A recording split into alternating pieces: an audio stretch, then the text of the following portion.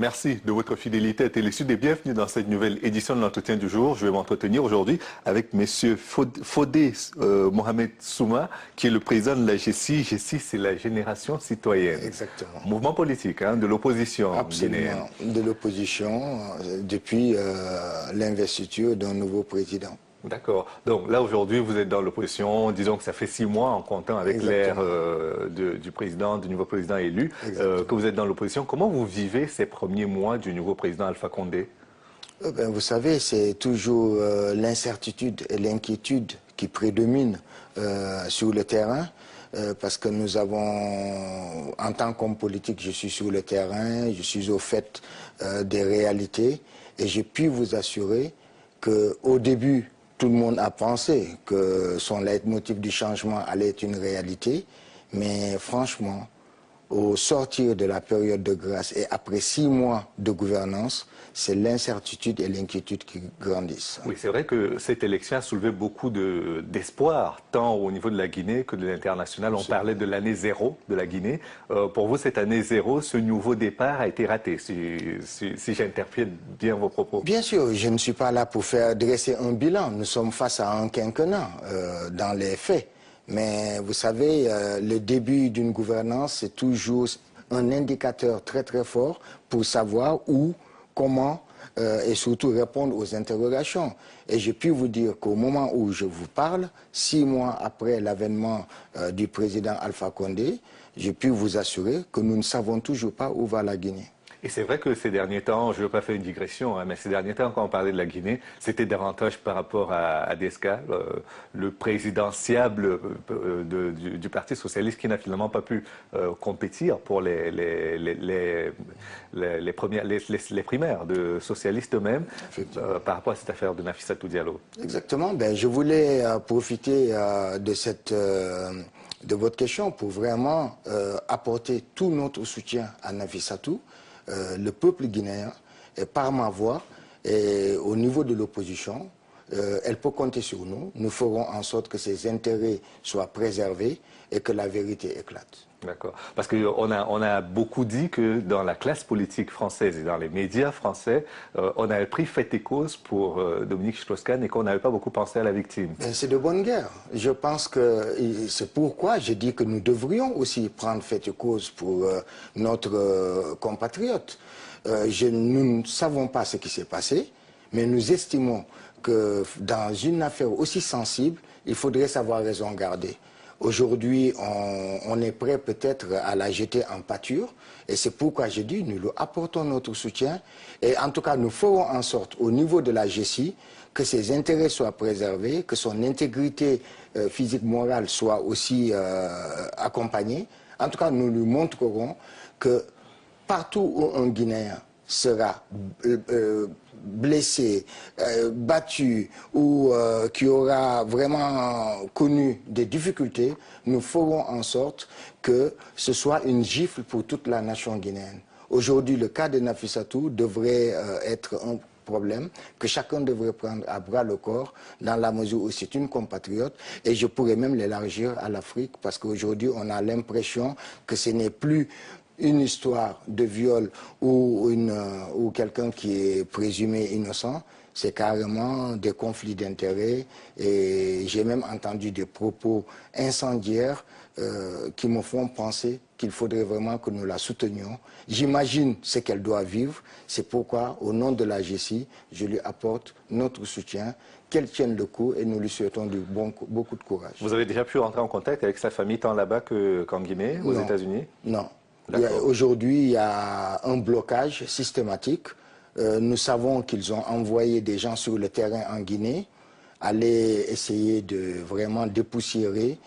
Il faut la salir à tout va. Et aujourd'hui, nous avons des échos vraiment défavorables en ce qui la concerne. Mais bon, Dieu est grand, comme dit l'autre, et puis la vérité triomphera. Très bien. Je vous disais, c'est pas pour faire digression que j'en parle, mais c'est vrai que lors du dernier sommet du G8, on a reçu certains chefs d'État africains ont été reçus par rapport au printemps arabe, par rapport à la démocratie en Côte d'Ivoire, par rapport à la Guinée également et au Niger. Est-ce que vous avez l'impression d'avoir été bien payé lors de ce G8? Non, non, loin de là. J'entends parler à la Guinée. Hein. Loin de là, loin de là. Vous savez, lors de ma conférence de presse, j'ai même donné des indications. Je crois que lorsqu'on va dans de tels endroits, il faut y être préparé. Il faut avoir des dossiers bien ficelés, il faut avoir un programme, un projet et surtout être accompagné. Le président Alpha Condé a beaucoup voyagé depuis son investiture. Je pense que ces voyages auraient dû être accompagnés par nos investisseurs, par nos dirigeants, par nos chefs d'entreprise, afin d'abord évaluer nos capacités et aussi nos besoins.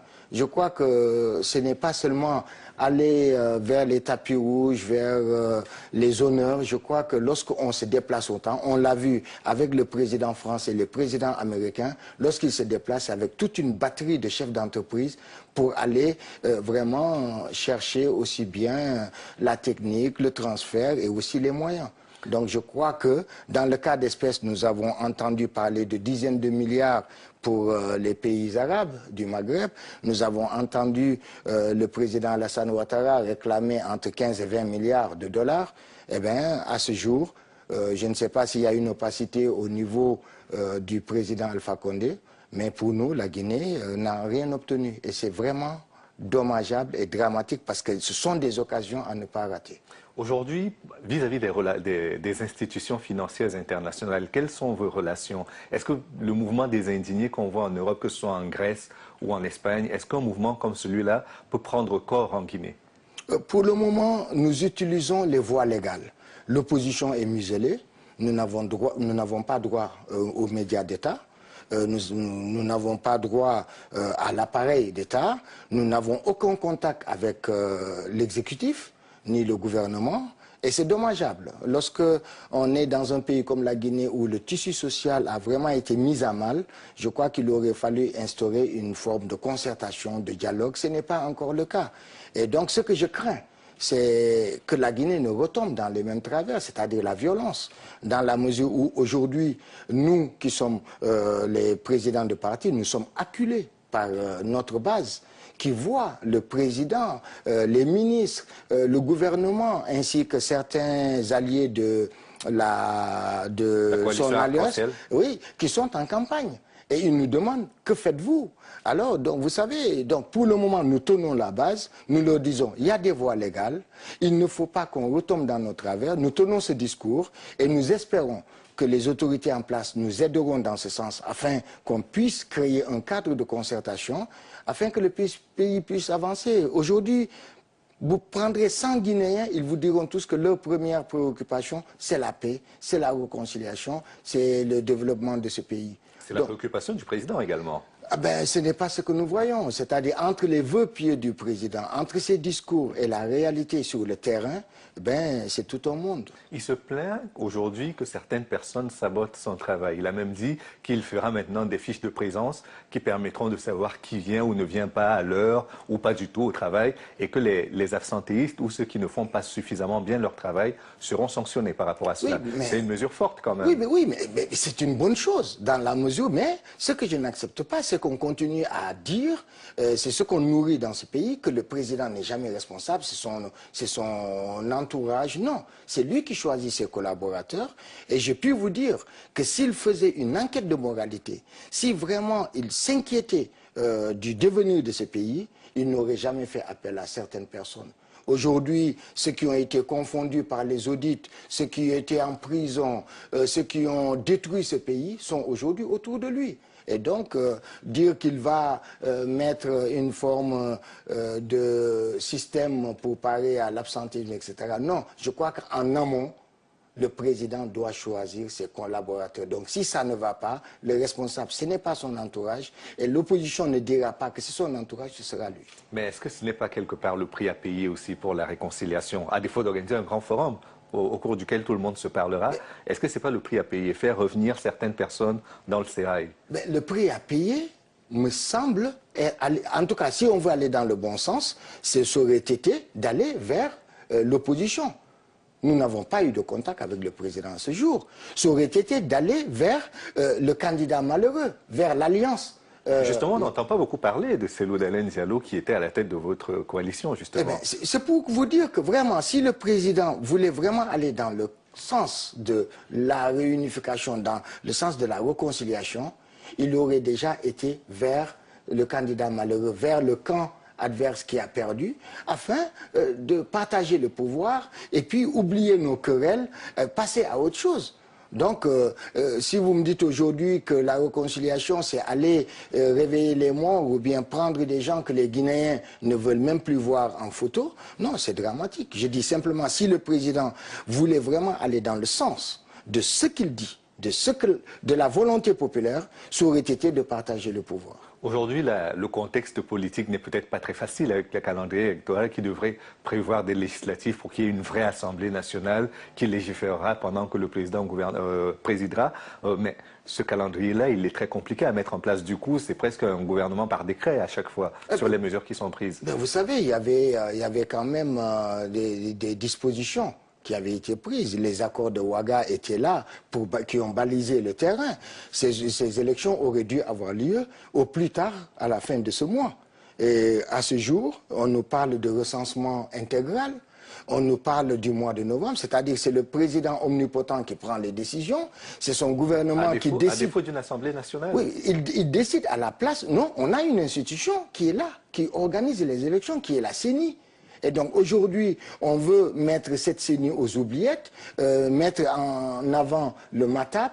Le président est en train de placer ses gouverneurs. Le MATAP, il faut le dire pour les... c'est le ministère de l'administration du territoire. Hein, et donc c'est pour vous dire qu'aujourd'hui, tout est fait pour basculer en 2012 au niveau des législatives, alors que nous avons besoin d'institutions qui fonctionnent, nous avons besoin d'une assemblée élue. Aujourd'hui, nous avons un CNT qui est le Conseil national de la transition qui n'a pas vocation à légiférer et qui a montré ses limites depuis la mise en place de ce gouvernement. Est-ce qu'à l'exemple de la Côte d'Ivoire, où on a organisé des élections très vite contestées, qui ont débouché sur 4 mois de contestation difficiles à vivre, il ne vaut pas mieux prendre son temps pour bien faire et éviter les contestations post-électorales? Mais le problème en Guinée, c'est que nous sommes dans la même transition, dans la transition du CNDD. Suite à l'élection présidentielle, il fallait aller vers les législatives, ensuite les communales et les communautaires. Donc c'est un processus. Ce n'est pas avec l'élection présidentielle que nous sommes passés à une autre transition ou à la Troisième République. Non, la transition n'est pas terminée.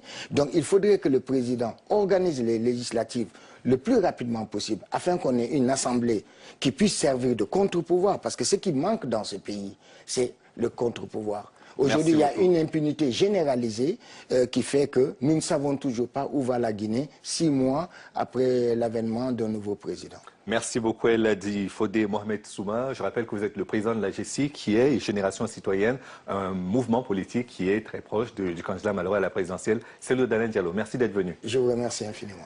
Et merci à vous également d'avoir suivi cette émission jusqu'à son terme. Rendez-vous demain pour une autre